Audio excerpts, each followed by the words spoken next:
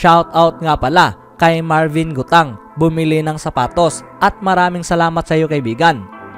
Game 6 sa pagitan ng Golden State Warriors at ng Sacramento Kings, Los Angeles Lakers at ng Memphis Grizzlies. Ngunit bago ito mga kaibigan, pag-usapan muna natin ang mga interesadong nangyari ngayon sa paligid ng NBA. Nagmula pa sa pagkatalo ang Atlanta Hawks noong araw ng Biyernes matapos nga itong si Jason Tatum at ang buong Boston Celtics ay na-secured ang 128-121 na pagkapanalo para ma-close out nga nila ang kanilang NBA Playoff First Round Series at nakuha ang 4-2 win-loss record. Ito ay isang heartbreaking na pamamaraan kung paano nga ba nagtapos ang season para dito kay Trae Young at ng company. Ngunit pinuri naman niya ang buong team mga kaibigan sa lahat sa kanilang natapos sa season ito. Ang head coach na si Quinn Snyder ay nararapat rin sa isang napakalaking papuri sa gitna sa taon mga kaibigan na siyang gumawa ng significant impact sa squad na ito. Itong si Snyder ay marahil nabigo mang ma-reach ang kanyang objectives kasama ang teams. Ngunit kung sakaling tatanungin itong si Trae Young, ang Hawkstar ay naging matatag na itong si Coach Quinn Snyder ay magiging integral part sa Atlanta success. Na ayon pa nga kay Trae Young, itong si Quinn Snyder ay ang hinaharap ng Atlanta Hawks. Siya ay naniniwala na kung sakaling kasama nila ito, ang Atlanta Hawks ay may papanalo ang championship. Tanging patungkol lamang ang lahat na makakapagdala ng tamang pieces sa paligid nito. Para kay Trae Young, siyang araw ay magiging great para sa kanila. Maging excited na nga ito para sa paparating na hinaharap kasama itong si Quinn Snyder. Agad ring na-pointed out nitong ni Trae Young mga kaibigan na ito ay isang pagsubok para kay Quinn Snyder na siyang pumasok sa gitna sa season ito sa Atlanta Hawks at sinubukang ma-establish ang panibagong kultura kasama ang squad. Gayunpaman, ang mga bagay ay mas magiging maganda mga kaibigan sa ngayon dahil ang veteran shot caller ay nakaset na maigugol ang full summer at full training camp kasama ang squad na ito. Tulad na lamang sa sinabi nitong ni Trae Young, siya ay tiwalang-tiwala na langit ang limit dito kay Quinn Snyder. Sa kabilang banda naman, ang LA Clippers president na si Lawrence Frank ay nakapagdesisyon na mga kaibigan para sa hinaharap nitong ni Kawhi Leonard at Paul George. Sa katunayan, inadres nga niya ito sa media sa araw na ito at sinagot ang mga iilang katanungan patungkol sa kanilang 2022 to 23 season at ang hinaharap ng dalawa. At dito'y napagtanungan ang patungkol sa kanilang magiging plano dito kay Kawhi at Paul George. Itong si Frank ay ginawang malinaw na ang Los Angeles Clippers ay gayon pa rin mga kaibigan, komitado pa ring bubuo sa paligid sa dalawang manlalarong ito. Sa panahong na-trade nga raw nila itong si Paul George at napag-sign itong si Kawhi Leonard bilang isang free agent noong 2019. Hindi nga raw ito para sa 1 or 2 taon. Maging hindi nga raw ito para sa 3 or 4 na taon. Tulad nga raw ito sa bawat taon na kung sakaling pag-aari mo ang dalawang ito, sila ay makakapagbigay sa iyo ng tsansa. Kaya ito nga raw ang patungkol sa lahat na patuloy mong mapapaligiran ang mga taong ito ng tamang pieces nang sa gayon mapa-improve ang tsansa. Kasama nga raw itong si Kawhi, siya nga raw ay isang ceiling raiser.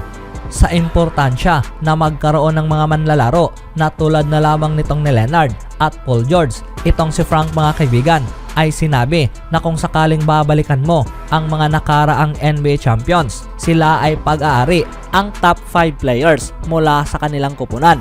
At itong si Kawhi ay naipakita na kung sakaling ito ay magiging healthy, siya ay pwedeng magiging best player sa buong mundo.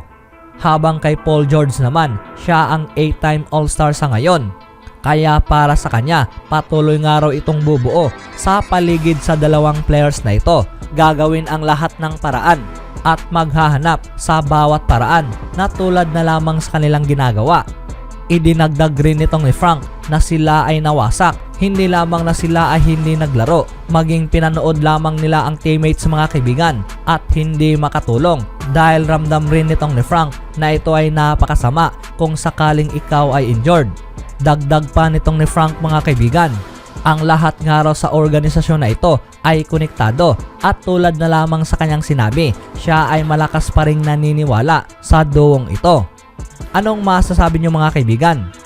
Sa kabila naman, itong si Kevin Durant ay nasa daan ngayon para sa isang pagsubok na makuha ang pang-tatlong NBA Championship.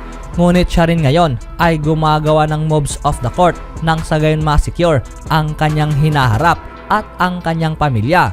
Ang Phoenix Suns superstar ay nag-sign ng lifetime deal mga kaibigan kasama ang Nike. At dito'y inilagay nga niya ang kanyang sarili sa elite club kabilang sa mga NBA players. Sa panahong unang araw itong nag-sign kasama ang Nike, hindi pa nga raw nito nakikita kung gaano nga ba kalayong makakaabot ang partnership na ito. Nagkaroon nga raw sila ng kahanga-hangang trabaho, binabiyahe ang buong mundo ng magkasama at ngayoy binubuo ang negosyo na ngayoy magtutungo sa huling hininga. Siya nga raw ay excited na para sa hinarap at isang karangalan para sa kanya na mapabilang sa rare company na ito kasama ang deal. Sa kabila sa kanyang terrific run kasama ang Suns, itong si Durant ay nananatiling nakakatanggap ng mga magagandang balita at ang isang ito ay nararapat sa isang napakalaking selebrasyon. Itong si KD kasama ang company para sa mahabang panahon at ang kanyang sapatos ay naging isa sa most popular para sa Nike. Ang Nike at itong si Kevin Durant ay nag-release ng 15 signature shoe at dito'y kasalukuyan nga niyang ibinunyag mula sa kanyang Instagram account na paparating ang ikalabing pang-anim na sapatos. Itong si Kevin Durant ay naisali na nga ngayon sa mga greatest 2 players sa NBA history, kasama itong si Michael Jordan at LeBron James bilang naging exclusive list sa basketball royalty kasama ang ganitong kontrata. Itong si Kevin Durant rin ang sumunod mga kaibigan bilang mga active players na siyang nakatanggap ng lifetime deal mula sa isang kumpanya.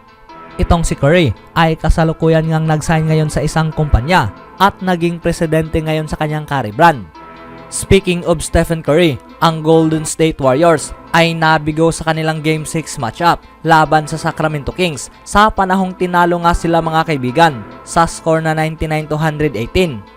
Dito'y hindi na kayanan nitong ni Stephen Curry at ng buong Warriors ang init nitong ni De'Aaron Fox na siyang gumawa ng 26 points at mayroong 11 assists at nanguna sa scoring itong si Malik Monk na mayroong 28 points, 6 rebounds at mayroong 4 na assist. Samantalang sa kabila, itong si Stephen Curry ang nanguna sa scoring na mayroong 29 points, Klay Thompson na siyang gumawa ng 22 points, Andrew Wiggins na mayroong 13 points. Maliban sa tatlo mga kaibigan, wala nang sinumang player sa Warriors ang gumawa ng double figures. Samantalang pasok na ang Los Angeles Lakers sa second round sa NBA playoff nang mai-close out nga nila ang laban sa Game 6 sa panahong tinalo nga nila ang Memphis Grizzlies sa score na 125-85. Walang sinumang manlalaro sa Grizzlies ang nakagawa ng 20 plus points na kung saan dito'y nanguna lamang itong si Desmond Bane na mayroong 15 points, Jaren Jackson Jr. na mayroong 14 points, Ja Morant at Dillon Brooks na mayroong 10 points each.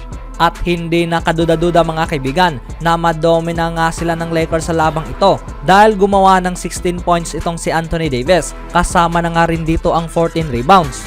LeBron James na siyang gumawa ng 22 points, 5 rebounds at mayroong 6 na assist. Samantalang pinangunahan nitong ni Russell ang pagkapanalong ito na mayroong 31 points at tuluyang pinatahimik itong si Dillon Brooks sa season.